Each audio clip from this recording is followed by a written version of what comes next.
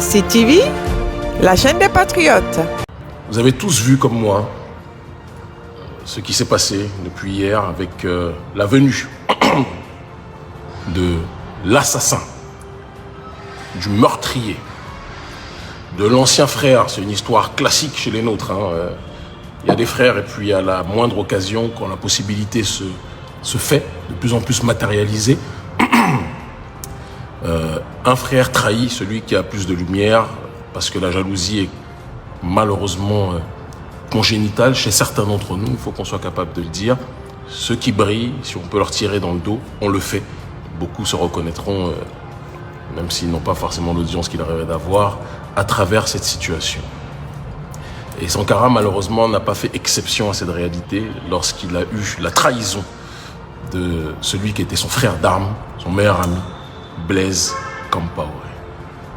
Alors Compaoré a été condamné par une justice d'une façon très digne, avec des avocats, Maître Cam et tous les autres, et notamment mon avocat que j'aime profondément. Je lui ferai un spécial big up à la fin si le temps me le permet, d'accord, qui toutes ces personnes ont fait un travail honorable pour que nous puissions avoir, je dis nous, parce que ce qui se passe en ce qui concerne Thomas Isidore Sankara ne concerne pas que le Faso. Quand j'entends des gens qui me disent que ça ne concerne que le Faso, il y a une partie moins sage de moi qui a envie de les insulter, et puis il y a une partie plus sage de moi qui me murmure à l'oreille, laisse ces gens, ce sont des gens paumés. Sankara, c'est la mémoire de l'Afrique dans sa globalité. C'est la mémoire de l'homme noir dans sa globalité. Et de la femme noire, quand je dis homme c'est avec un grand H, mais arrêtons même avec ces expressions, de l'homme noir et de la femme noire dans leur globalité. Je pense que c'est important que l'on puisse l'énoncer. Et donc, ce qui se passe au Faso ne concerne absolument pas, et je le redis avec la plus grande clarté, uniquement la patrie des hommes dits intègres. Ceux qui pensent ça sont des gens qui sont complètement désaxés au niveau de la réflexion politique, et je ne vais même pas m'étaler à chercher palabre avec ces derniers. Il faut qu'on gagne du temps et qu'on aille à l'essentiel. Lorsque Blaise Compaoré a foulé le sol hier, 4 mois après sa condamnation par cette justice digne donc du Faso, il y a eu une déferlante que certains d'entre vous ont pu observer, de gens qui disaient oui, tous avec le même mode opératoire, tous avec le même type de commentaires, qui disaient oui, c'est la sécurité avant tout, c'est très bien qu'ils soient là, comme si c'était orchestré. Le même type de commentaires, c'est que les gens nous prennent pour des idiots, et on sait très bien d'où ça vient de la cellule de ce que l'on appelle les ados-moutons, les résidus de la poubelle, pour moi, de la pensée en Afrique, des gens qui sont payés quelques centaines de francs CFA pour payer les connexions, pour manger quelques grains d'attiéké, et qui, par la suite, vous font des commentaires pour justifier tout ce que fait Ouattara ou tout ce que fait Blaise Compaoré. C'est comme ça qu'ils sont. Ils sont identifiés depuis un certain nombre d'années, donc il n'y a rien de surprenant en ce qui concerne cette réalité. Et donc ils sont venus avec le même logiciel qui était de dire que oui, le Burkina souffre, si Blaise Compaoré peut nous apporter la paix, oui, on est d'accord pour que. C'était tellement téléguidé. Et ça donnait donc la sensation, pour les gens non avertis, que c'est la volonté du peuple du Faso. Les choses sont un petit peu plus complexes que cela. On dit toujours que les arbres qui tombent font plus de bruit que la forêt en tant que telle. Ça ne veut pas dire qu'ils sont plus nombreux que les arbres qui restent debout. Blaise Compaoré est venu au Faso parce qu'il y a eu évidemment une conjoncture qui s'est développée, qui s'est exposée. Le président Damiba a donné sa parole au président Alassane Dramane Ouattara de Côte d'Ivoire, que donc le meilleur ami de Ouattara, le meurtrier de Sankara, d'accord, c'est pas un hasard, Alassane Ouattara est le Blaise Compaoré moderne en Afrique francophone, donc par conséquent, il essaye de défendre son ami, quand bien même celui-ci est un démon au regard de l'histoire africaine, un traître au regard de l'histoire africaine, et est le chef de tous ceux qui aiment trahir, ou de tous ceux qui aiment jalouser, de tous ceux qui aiment poignarder leurs frères au sein de l'histoire africaine. C'est une réalité. Donc il a demandé à ce que Damiba lui donne sa promesse, sa parole, que en aucun cas le président Blaise Compaoré, le président des traîtres, d'accord, le président de l'oppression, le président du gendarme de la France, la gendarmerie de la France, ne soit pas arrêté lors de son séjour au Faso. Le motif évoqué était un motif sublime, sublimement hypocrite, sublimement opportuniste. Il consistait à dire, excusez-moi, j'ai la voix un peu enrouée ces derniers temps, il consistait à dire que la situation sécuritaire au Burkina est telle que nous avons besoin de celui qui a permis à ce qu'il n'y ait aucun problème d'insécurité du côté du Faso. Quelle hypocrisie! Quelle hypocrisie! La première chose, pour ceux qui aiment réfléchir un minimum, et après je vais revenir sur un certain nombre de détails dont il faut qu'on parle par rapport au gouvernement du Faso. Il y a beaucoup de choses que je me suis, de manière rationnelle, interdit de dire jusqu'à une certaine durée, jusqu'à ce que le faux pas soit matérialisé. Et une fois que cette chose-là est effectuée, il était tout à fait normal, comme nous le faisons partout, de sortir du bois, et parce qu'on ne soutient jamais des gens tant qu'ils ne font pas leurs preuves. On ne les attaque pas non plus trop tôt, parce que quand on tue l'embryon dans l'œuf, ce n'est pas bon non plus. Il faut laisser l'être croître, qu'il fasse ses preuves, qu'il montre ce qu'il est, qu'il montre ce qu'il représente, et ainsi on puisse de manière intelligible se prononcer. Si les gens avaient tiré sur Poutine au moment de son premier mandat, où à l'époque Poutine était profondément dans le néolibéralisme, c'est quand il a vu que l'Occident essayait de le mettre à l'envers qu'il est rentré dans une deuxième phase, pour ceux qui connaissent un minimum la science politique, de l'illibéralité, de l'illibéralisme, si on veut parler des choses telles qu'elles sont. Donc il y a eu deux Poutines, et donc il est toujours important en sciences politiques de laisser une période d'essai pour voir si les gens qui prennent le pouvoir vont dans le sens des intérêts du peuple ou vont dans l'intérêt des forces exogènes. Damiba, on a eu le même processus que on a eu pour mon cher frère que je salue, Assimi Goïta, d'accord, que par la grâce de Dieu, peut-être nous reverrons bientôt, mais ça c'est des choses dont on n'a pas parlé sur les réseaux sociaux. C'est le même procédé qu'on a eu pour le colonel Mamadi Doumbouya, d'accord. Et c'est le même procédé que l'on a eu pour Damiba. Alors je sais qu'il y a eu évidemment les nostalgiques, c'est toujours la même chose. Hein. Les gens soit qui sont des soutiens, des hystériques dévots, soit qui reçoivent des fonds des anciens présidents déchus, sont là pour faire la campagne en essayant de magnifier le travail des présidents déchus, en disant oui, vous avez vu, Roch, c'est un martyr du panafricanisme. Ceux qui pensent ça et qui ont dit que parce qu'on n'était pas d'accord avec ça, eh bien qu'on était des soutiens d'Amiba, j'ai pas le temps avec ces gens-là intellectuellement, je veux qu'on aille dans un autre niveau qu'à ce niveau de basse-cour. Non. Roch Marc Kaboré, comme du côté d'Alpha Condé, comme d'autres côtés, comme du côté d'Ibeka, ceux qui sont tombés pour des raisons rationnelles. D'accord ? Ils sont tombés parce qu'à un moment donné, il y avait un ras-le-bol de la population qui n'en pouvait plus de cette malgouvernance, qui n'en pouvait plus de nos nations qui étaient traitées comme des gruyères, où le terrorisme pouvait venir à l'intérieur et répandre la mort de la manière la plus globale. Non. À un moment donné, c'est ce qui s'est passé. Roch Marc, d'ailleurs, Nathalie, que je salue, qui regardera la vidéo, le confirmera, elle l'avait dit lors de sa dernière allocution. Roch Marc n'était absolument pas quelqu'un, à la fin de son mandat, durant son mandat, qui se préoccupait des intérêts de la population. Il a joué, il est tombé et on ne le regrettera pas. Donc les gens qui disent que c'est un complot contre le martyr du panafricanisme qui est Roch Marc Kaboré, je laisse ces plaisantins aller dans la réflexion qui est la leur et je préfère avancer. Maintenant, pour ce qui est de Damiba. Damiba a, pendant les premiers mois, adopté une stratégie qui est une stratégie de volonté maladive de conservation de son pouvoir.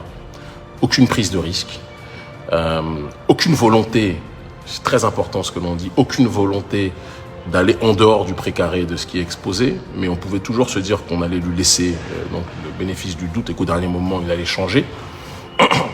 Aucune prise de risque, aucune volonté de froisser le partenaire français, parce qu'il se rappelle que le Faso n'a connu la paix que quand le Faso était en paix avec la France. C'est important qu'on puisse le dire. À l'époque de Blaise Compaoré. Et donc il se dit qu'en employant les mêmes méthodes et en étant dans une logique de faire revenir Compaoré, peut-être même qu'il est possible que lors de sa prise de pouvoir, parce qu'il a bénéficié du mécontentement du peuple, il a pris le pouvoir, et à la suite de cela, certains diront que peut-être même que sa prise de pouvoir était coordonnée à la conditionnalité de faire revenir Blaise Compaoré. C'est du domaine du possible, c'est du domaine de la rationalité. C'est de l'hypothèse pour l'instant, mais c'est du domaine de la rationalité. On ne va pas s'empêcher de penser de cette façon. Ce qui est certain, c'est que au sein du gouvernement du Faso, il y a eu, pendant ces premiers mois, un certain nombre de forces en présence, de scansions, des forces en présence souvent opposées. Et je vais révéler, j'avais dit que je ne le dirais pas pour ne pas créer quelconque problème, mais je pense qu'aujourd'hui, vu la faute très grave qui a été commise en faisant venir Blaise Compaoré, il est nécessaire qu'on puisse dire les choses telles qu'elles sont. Il m'est arrivé d'échanger, je ne l'ai jamais rencontré, mais d'échanger à un certain nombre de reprises avec le Premier ministre du Faso, qui nous a assuré, d'accord, sans qu'on ne lui demande rien en retour, hein, on n'a jamais rien reçu de quoi que ce soit, mais qui nous a assuré qu'il soutenait notre combat, officieusement, hein, mais que malheureusement, le problème du gouvernement du Faso et de l'État du Faso, c'est qu'il y avait plusieurs forces en présence, des gens qui étaient profondément pro-français, des gens qui étaient beaucoup moins dans cette démarche pro-française-là, et que c'était tous ces courants-là qui étaient dans une sorte de bol qu'on mélangeait et qui devaient créer une homogénéité qui était quasiment impossible. Et ça a été illustré d'ailleurs par notre voyage où certains ont tout fait pour annuler, des autorités ont tout fait pour annuler notre dernière mobilisation, pour démobiliser les gens. Et le Premier ministre lui-même a dû enjamber certaines situations pour autoriser quelque chose qui avait déjà été structuré de telle sorte que ça soit démobilisé par d'autres forces en présence à l'intérieur du pouvoir d'État. Donc ça illustre que le Faso, on ne peut pas parler d'une réalité monolithique en disant que le gouvernement du Faso est dans cette ligne. Non. Il y a des gens au sein du gouvernement du Faso, je vous le dis, qui nous écrivent la nuit tombée, qui disent qu'Émi, on est avec vous.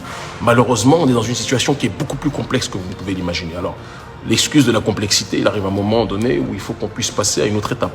Je pense que si ça a été possible avec Assimi Goïta, qui a pris son courage à deux mains, si ça a été possible à une certaine époque avec Thomas Isidore Sankara, si ça a été possible à une certaine époque avec Oum Niobé, si ça a été, en tout cas avec les leaders anticolonialistes, si ça a été possible à une certaine époque avec tous ceux qui se sont levés, d'accord, je pense que ça peut être possible aussi avec ceux qui sont aujourd'hui à la tête de l'État du Faso et qui souhaitent prendre leurs responsabilités. On ne peut pas toujours se cacher derrière la complexité en disant on est avec vous, mais c'est difficile parce que non. Ça ne suffira pas.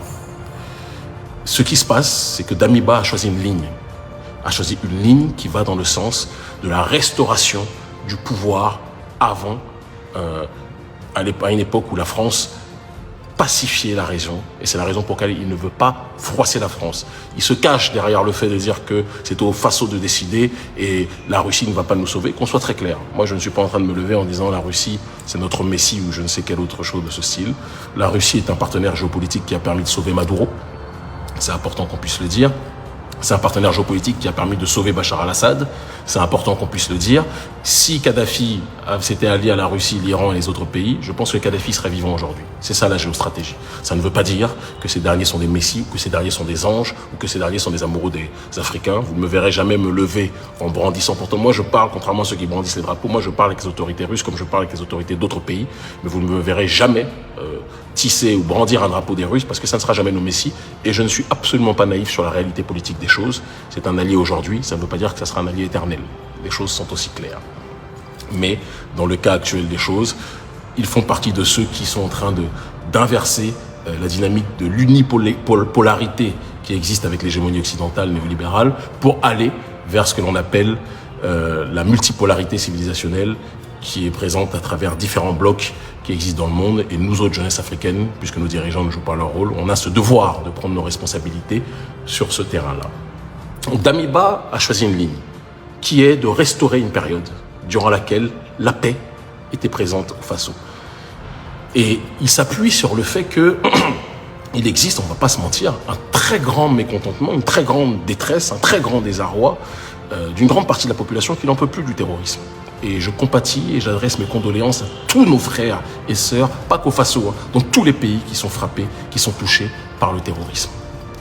Mais une fois qu'on a dit cela, et qu'on exprime avec notre plus grande douleur et notre plus grande profondeur la solidarité vis-à-vis de tous ceux qui ont perdu des êtres chers, il y a une question sur laquelle on doit réfléchir avec sincérité. Quand les gens nous disent que il faut faire venir Blaise Compaoré, le meurtrier de Thomas Sankara, parce que sous lui, il n'y avait pas de terrorisme, ils oublient une chose. Sous Blaise, il n'y avait pas de terrorisme pour la première raison qui était que Kadhafi était encore présent. Et que Kadhafi avait une politique très forte pour être dans une logique de repousser le terrorisme. Important de le dire. Si on ne le dit pas, on ne comprendra pas la réalité politique de ce qui se passe au Sahel. La deuxième chose, c'est que quand on pense qu'en faisant venir Blaise Compaoré, on va pacifier le terrorisme, on va éteindre le terrorisme, on oublie que le terrorisme est payé par les mêmes alliés de Blaise Compaoré. C'est-à-dire que vous faites venir les amis de ceux qui sont les sponsors du terrorisme et vous dites que comme ça vous allez le faire disparaître. Vous ne comprenez pas que ce qui se passe là, c'est la logique du pompier pyromane. Ils ont rendu notre région, le Sahel, ingouvernable parce qu'ils savent qu'il y a de nouvelles ressources qui sont apparues, qui ont été localisées, un certain nombre de gisements qui ont été localisés à un certain nombre d'endroits du Sahel en tant que tel. Et donc ils veulent réinstaller, pérenniser la présence de l'armée française dans cette zone. Et malheureusement, dans cette logique-là, ils s'appuient sur l'émotion et sur le drame qui existe, qui est réel, qu'on ne peut pas nier. D'accord ? Qui est réel, qu'on ne peut pas nier. La mort d'un certain nombre de gens en se disant que parce qu'eux-mêmes n'en peuvent plus de cette situation, ils ne vont plus penser au principe de dignité, au principe de justice vis-à-vis du martyr, du panafricaniste Thomas Isidore Sankara, ils voudront uniquement la sécurité. Mais Blaise Compaoré fait partie du problème. Blaise Compaoré fait partie de ceux qui font que le Sahel est ce qu'il est aujourd'hui. Parce que Blaise Compaoré est un agent coopté de ceux qui ont sponsorisé la guerre en Libye et qui ont déstructuré le Sahel. Il faut qu'on soit capable de le dire. Alors certains me diront, c'est vrai que Compaoré a eu un certain nombre de périodes de bonnes relations avec Kadhafi, etc. Pourquoi pas? Mais il n'en demeure pas moins que le même Blaise Compaoré dont vous parlez, à un moment donné, lorsqu'il fallait choisir entre les uns ou les autres, il a choisi qui? Il a choisi l'oligarchie occidentale. Pour le meurtrier de Sankara qu'il est, il n'y a rien de surprenant, il choisira toujours ses parents. Donc, la situation telle qu'elle est, demander à l'ami des terroristes de venir, où je vais même aller plus loin dans la réflexion et dans la petite provocation idéologique, demander à l'agent du terrorisme, parce que le véritable terrorisme, c'est l'oligarchie française et l'oligarchie occidentale, à l'agent du terrorisme de venir éteindre le terrorisme, c'est objectivement se foutre. Je ne vais pas dire de la gueule du monde parce qu'il y a des aînés qui nous regardent, mais c'est se moquer de nous autres. C'est nous manquer de respect. C'est insulter notre intelligence. Donc la réalité, elle est la suivante. Il faut que vous entendiez, que nous entendions, que notre peuple, la justice, ça a un sens. Et les élites, et je parle au président d'Amiba, qui a d'ailleurs réuni uniquement l'ancien président Ouedraogo et uniquement son hôte, Blaise Compaoré. Roch-Marc Kaboré apparemment aurait eu des empêchements et les autres, Zida est en exil, etc., etc. Bref, je dis au président d'Amiba, faire fouler le sol à cet homme-là, qui n'est pas un agent de la pacification, mais qui est uniquement un agent de l'oligarchie d'Occident, de un, ça ne va pas ramener la paix au Faso, ça va ramener plus de terrorisme polymorphe, parce que si ce n'est pas les terrorismes endogènes, ou exogènes par rapport à certains qui viennent d'autres contrées, si vous voyez de quoi je parle, ça sera les terrorismes de toute façon exogènes de l'oligarchie française et de l'armée française qui viendront parce qu'ils ont besoin de se situer stratégiquement plus que jamais dans cette zone, sachant qu'ils sont en train de perdre pied dans les autres sphères de la réalité sahélienne. C'est important qu'on dise les choses, qu'on les dise sans émotion, qu'on les dise avec froideur et qu'on les dise avec lucidité. Donc les hypocrites qui nous disent « Oui, c'est facile de dire arrêtons Blaise Compaoré, etc. Venez arrêter le terrorisme. » Mes chers amis, quand la CEDEAO a commencé à menacer mon cher frère et ami Assimi Goïta, le président du Mali, pour qu'il respecte justement les mesures de la sous-région, ils ont évoqué la potentialité d'une armée de la CEDEAO, n'est-ce pas? L'Union africaine, dont on parle, c'est 54 États, n'est-ce pas? Vous allez me dire que les présidents de l'Union africaine ne peuvent pas, eux tous, réunir leurs armées pour lutter contre ce mal, contre ce terrorisme-là? Vous pensez que ça va toujours être, et là je vais même aller plus loin, que ça va toujours être la France, ou je vais même aller plus loin, ou même la Russie, qui va régler à la place des Africains leurs propres problèmes face à leur propre destin? Donc je vois un ignorant qui dit pourquoi vous avez applaudi quand Damiba a pris le pouvoir. La naïveté, la bêtise congénitale qui est la tienne te fait oublier que ce que nous avons applaudi, c'est que le cri du peuple vis-à-vis de la destitution de quelqu'un qui ne protégeait pas le pays avait été matérialisé. Ça, c'est la réalité. Et elle ne changera pas, elle est inchangeable. Mais de l'autre phase, nous avions dit, et on le précise, qu'il faut laisser du temps aux dirigeants, d'accord, 1 an ou moins, s'il faut grave, pour que chacun puisse faire ses preuves. Parce que durant cette période, il y a des guerres d'influence. Nous-mêmes, d'autres, ont tout fait pour orienter la politique de tel ou tel dirigeant dans une direction qui serait en adéquation avec la souveraineté de notre population. Il y a des fois où ça marche, le Mali, ça a marché. Il y a des fois où ça ne marche pas. Et c'est le cas à l'heure actuelle au Faso. Mais si, dès le départ, on commence à lancer des diagnostics en disant « Oui, c'est un traître, c'est ceci, c'est cela », ça c'est la politique de bac à sable. Ça ne nous intéresse pas. Oui, vous pouvez mettre ça ici. Ouais. Ça c'est la politique de bac à sable. Il faut laisser un temps de séquence pour qu'on puisse observer si tel ou tel trahit. Et s'il trahit, on tape. Damiba a trahi. Quand je vois le comportement, quand vous voyez la femme, la veuve de Thomas Sankara, il y a 4 mois, on a enfin reconnu partiellement des coupables, parce qu'on n'a toujours pas condamné les véritables commanditaires que sont les oligarques, les autorités françaises, l'État français. 4 mois après, vous faites venir au nom d'une hypocrite réconciliation Blaise Compaoré, le meurtrier de Thomas Sankara, celui qui a été le tortionnaire de l'État du Faso, même s'il faut aussi qu'on se le dise avec un grand courage. Si Blaise a tenu autant d'années au Faso, c'est qu'il y en avait beaucoup plus qu'on le dit, qui se dit sankaristes aujourd'hui, mais qui étaient des profonds compaoristes à l'époque où il était présent. Ayons aussi le courage de le dire. Ayons aussi le courage de l'énoncer. Il y a eu plus de compaoristes à l'époque, et il y en a plus qu'on le croit aujourd'hui, même si les sankaristes sont présents. Damiba devra répondre devant l'histoire. Damiba devra répondre devant l'histoire. Si tu veux la sécurité, la sécurisation de la zone du Sahel, il faut que les présidents à l'intérieur de l'Union africaine comprennent que quand une partie de l'Afrique est touchée, c'est toute l'Afrique qui est blessée. Et donc toutes les armées des États africains devraient être mobilisées pour lutter contre ce péril et chercher les armes là où certains pays acceptent de nous les donner, que ce soit la Russie ou que ce soit d'autres contrées. Là n'est même pas le problème. Du moment que l'on trouve des armes, que nos armées soient forgées et formées, que ce ne soit pas simplement des armées pour protéger nos dirigeants et tirer sur leur propre population, mais des armées pour lutter contre le véritable terrorisme lorsqu'il se manifeste, lorsqu'il est exprimé, lorsqu'il est exposé. Si on ne va pas dans cette direction, on ne pourra pas avancer. Donc, je le dis et je le répète pour synthétiser, parce que je dis que je ne veux pas être long, en laissant le président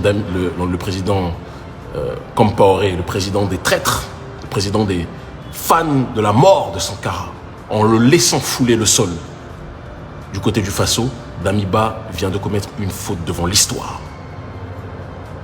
On le dit. Et on ne le pardonnera pas.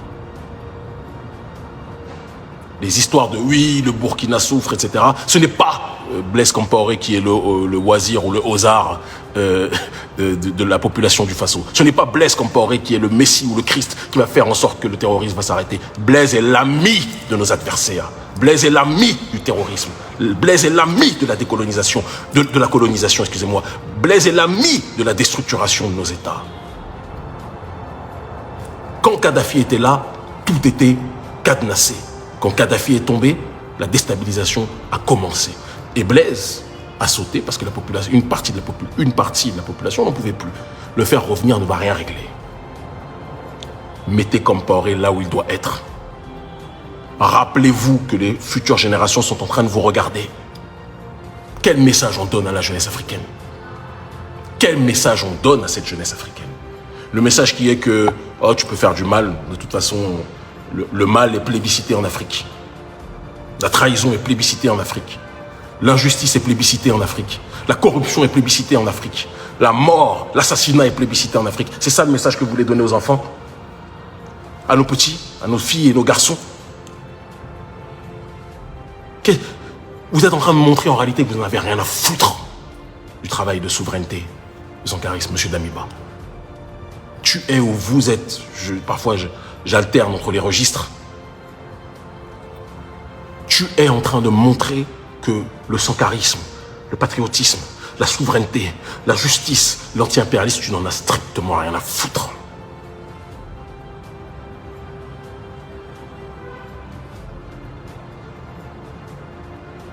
Assimi Goïta est-il plus fort que toi? Assimi Goïta, la seule chose qu'il a de plus que toi, c'est le cœur. La seule chose qu'il a de plus que toi, c'est le courage. La seule chose qu'il a de plus que toi, c'est la compréhension qu'on ne dirige pas un pays sans être en adéquation avec la volonté de la population. Mais tu n'as pas de courage, Damiba. Tu gonfles. Tu as déjà très rapidement pris l'arrogance des anciens dirigeants, très rapidement. Les nouveaux, quoi qu'on en dise, il y a beaucoup de reproches qu'on peut faire à tel ou tel nouveau président. Mais toi, tu as battu tous les records. Tu as pris les réflexes, oui, vous savez pas, moi je suis à la tête du pouvoir, à la tête de l'État, vous êtes là en train de parler, vous n'avez qu'à venir sauver le Faso. Tu as pris le pouvoir, c'est une responsabilité. C'est une responsabilité, Damiba. Tu n'es pas à Kossiam pour te poser et pouvoir vibrer, festoyer et t'enjailler. Tu es là pour une responsabilité. Et la responsabilité, ce n'est pas de faire venir le criminel de Sankara dans la partie des hommes intègres qui est en train de devenir la patrie des hommes désintégrés. La patrie des hommes désintégrés. Attendre de Compaoré qu'il soit le messie, le justicier, l'agent de la paix. Mais c'est quelle bouffonnerie idéologique de vous prononcer et de se comporter, de penser comme ça. De la même façon qu'attendre que Roch-Marc Kaboré soit le messie qui va pacifier, les guignols qui tiennent ce genre de propos-là, je ne vais, comme je l'ai dit, pas perdre de temps avec vous. Hein? On ne perdra pas de temps avec vous. Vous dites, ouais, mais on vous avait dit que Damiba était bon, le vrai c'était Roch-Marc Kaboré. Je vous laisse dans vos guignolades. Le peuple doit se mobiliser. Au Premier ministre, M. Ouedraogo, on vous a laissé pendant longtemps une chance. Chers frères, pendant longtemps, vous nous avez dit que vous étiez avec nous.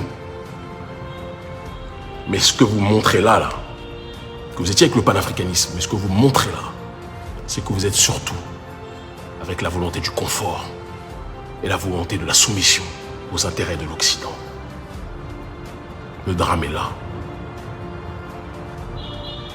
Sankara était pour nous, est au panafricanisme un Christ, un Messie. Quelqu'un qui s'est sacrifié, c'est ça, le gardien du sceau qui s'est sacrifié pour que notre peuple puisse se lever. Et chaque cycle a le sien. Sankara s'est levé comme avant lui, Lumumba s'est levé. Arrêtez de plébisciter ceux qui sont ces meurtriers. On se plaint de la négrophobie, on se plaint de l'hostilité vis-à-vis des Africains dans le monde, mais le comportement de nos élites est la clé de cette hostilité, parce que vous montrez à l'humanité que vous ne respectez pas vos populations. Vous montrez à l'humanité que vous ne respectez pas le peuple.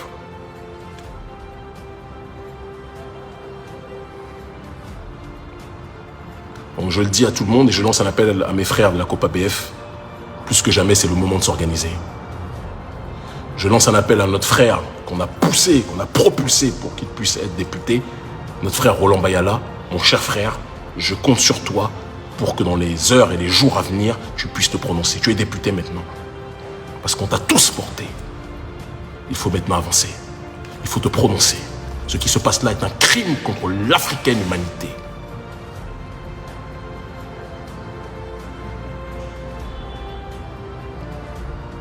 Damiba, président Damiba, si tu allais faire le bien, on allait te féliciter. Si tu trahis, on va te combattre de toute notre âme. Intellectuellement, politiquement. Le reste suivra. Comme on l'a fait avec tes prédécesseurs. Afrique, reprends ton destin en main. Afrique, ressaisis-toi. Afrique, souviens-toi de qui s'est battu pour toi. Ne tue pas une deuxième fois Thomas Isidore Sankara. Et nous le disons à tous les dirigeants. à mes amis Assimi Goïta, à mon ami Mamadi Doumbouya. Ce sont mes frères, personne ne va s'en cacher. Ce sont mes frères. Mais quand les choses sont bien faites, la volonté de la justice sociale, la volonté de la lutte pour la souveraineté, on applaudit. Si vous allez dans la mauvaise direction, on sera là pour vous rappeler que vous n'allez pas dans le bon chemin. C'est notre devoir. Nous sommes des vigiles de la société civile. Et je dis d'ailleurs à mon frère, mon frère Mamadi Doumbouya, il y a à l'heure actuelle, que j'ai eu au téléphone il n'y a pas longtemps, que la paix soit sur vous, mon frère.